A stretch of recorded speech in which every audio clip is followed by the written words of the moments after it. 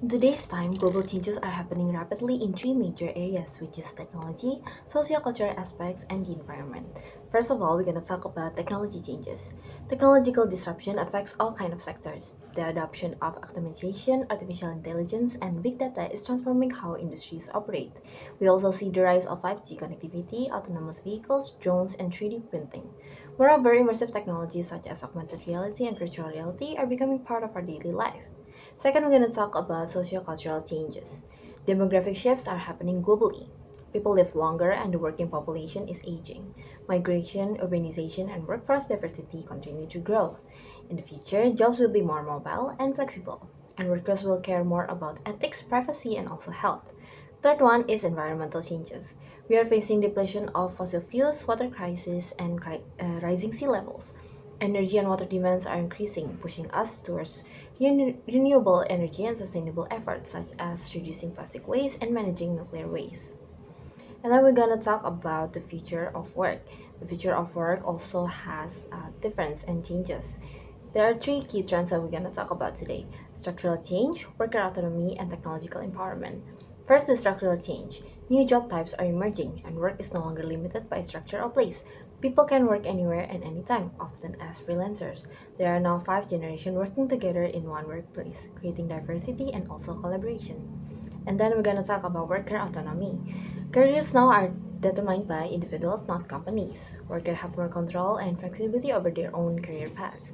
And then the third one is technological empowerment. Technology simplifies daily tasks and connect people more efficiently. Massive data usage help company understand employee behavior and performance better. And then there's also global changes in education system. Different countries are trying to adjust their education system to meet their future challenges. For example, in preschool. Countries like Australia and China focus on inclusive, play-based learning to ensure equal access for all children. And then in primary and secondary education, like Canada and Finland, emphasize personalized learning, collaboration, and character development through blended and project-based learning. The third one is vocational education. In China, Germany, and Singapore, they strengthen strengths in with links in industry, offering certification and apprenticeship programs to prepare skilled workers. And then in higher education, like South Korea, focuses on innovation and creativity, while Singapore promotes applied research and entrepreneurship. China develops international mobility and industrial partnership to enhance graduate employability. Hello everyone! In this session, we're going to explore what digital literacy means, the different frameworks developed in Indonesia, and the key competencies that every digital citizen should have. What is digital literacy? Digital literacy is not just about being able to use technology, it's about understanding, evaluating, creating, and communicating information safely and responsibly in the digital world. Several institutions in Indonesia have defined the digital literacy frameworks such as Japeledi, Tular Nalar, BSSN or Badan Siber dan Sandi Negara, and Kominfo Siberkreasi and Deloitte. We're going to talk about Kominfo Siberkreasi and Deloitte.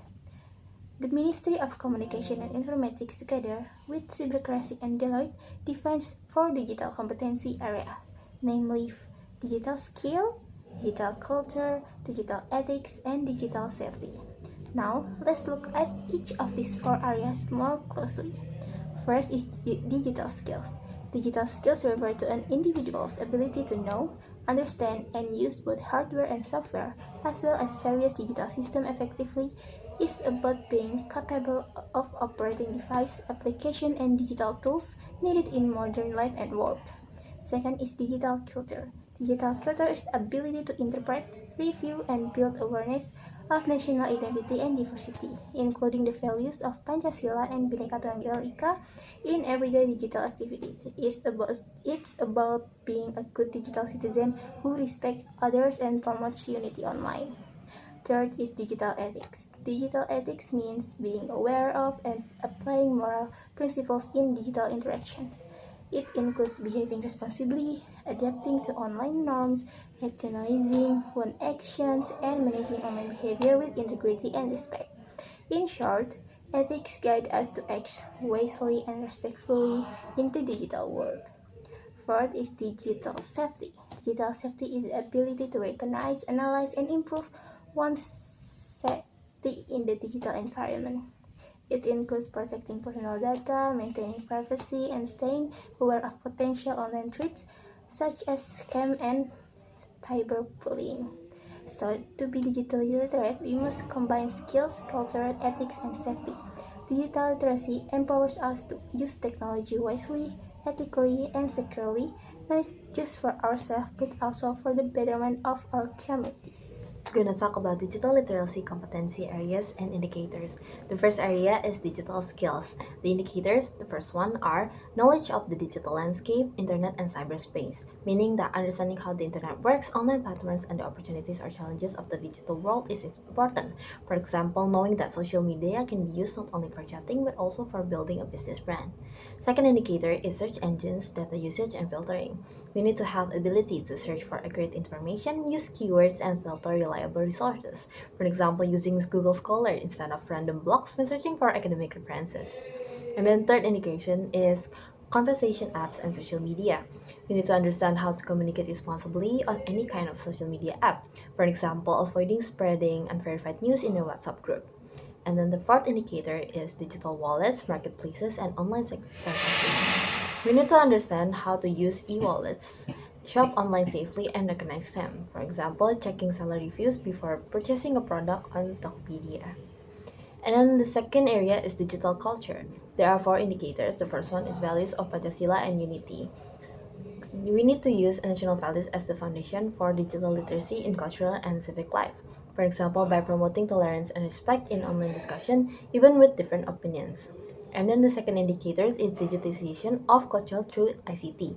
We need to use technology to preserve and promote local culture, for example, by uploading traditional dance videos on YouTube and to reach global audience. And the third indicators is encouraging love for local products and productivity. This means that support domestic products and productive digital activities is important. For example, by promoting local batik through Instagram campaigns instead of only foreign brands. The fourth one is digital right awareness. We need to know your own rights to privacy, access, and expression in the digital world. For example, demanding removal of personal photos uploaded online without permission is okay. And then we're gonna talk about the area of digital ethics. Digital ethics also have four indicators. First one is internet ethics or netiquette. This means that we need to be polite, respectful behavior in digital community. For example, by using proper language in email to lectures instead of casual slang. And then the second indicator is awareness of harmful content. We need to recognize hoaxes, hate speech, pornography, cyberbullying, and other stuff. For example, by reporting a fake news article on Facebook to prevent misinformation. The third one is ethical participation and collaboration. We need to engage responsibly in online communities, respecting rules and laws. For example, by contributing fairly to a group project on Google Docs without deleting others' work. And the fourth one is electronic interaction and digital transaction. We need to follow legal and ethical rules in online interaction and e-commerce. For example, by reading terms and conditions before agreeing to an online financial service. The fourth area is digital safety. The first indicators are hardware protection and features. We need to understand tools like antivirus, firewalls, and device locks. For an example, by installing antivirus software on laptops to block malware. And then the second indicator is identity and personal data protection. We need to safeguard passwords, personal info, and online accounts. For an example, by using two-factor authentication or 2FA for online banking. And then the third one is awareness of digital fraud. Recognizing scams, phishing, and online fraud attempts is important. For an example, by ignoring suspicious emails asking for banking details. The fourth one is digital footprint in media. We need to understand that all kind of uploads and downloads leave permanent traces. For example, by deleting inappropriate photos before they are misused. And then the fifth one is minor safety or catfishing. Protecting minors from identity deception and online predators is important. For an example, by a teenager refusing to video call with a stranger pretending to be their peer. And that is all from the areas indicators. Then we will be talking about digital literacy comprehension. There are a few types for these digital literacy comprehension. One of them is understanding culture in digital space. Like for example, when we're scrolling through TikTok or YouTube Shorts and then we find a video that contains traditional music or specific poems or even memes that contains only a few people from their culture that understands. So what is this specifically? Understanding culture in the digital space means that we have the ability to understand the meaning of culture content in digital medias. Then the second one, there is producing culture in digital space. It's when we try to introduce our culture to people who doesn't understand it yet. For example, we post on Instagram feeds about the specific or the significance meaning of batik. And the third one is distributing culture through digital space. This is the ability to share or distribute messages about our culture in the digital platform. This involves the understanding how to send messages appropriately and make sure we hit the right audience. For example, when we want to share something about a tradition from our culture, we have to make sure we use the right messages, we use the right media, and also the right platform. And the fourth one is participating in digital culture. This is when we actively involve ourselves in discussion and interact with other people in the digital cultural communities.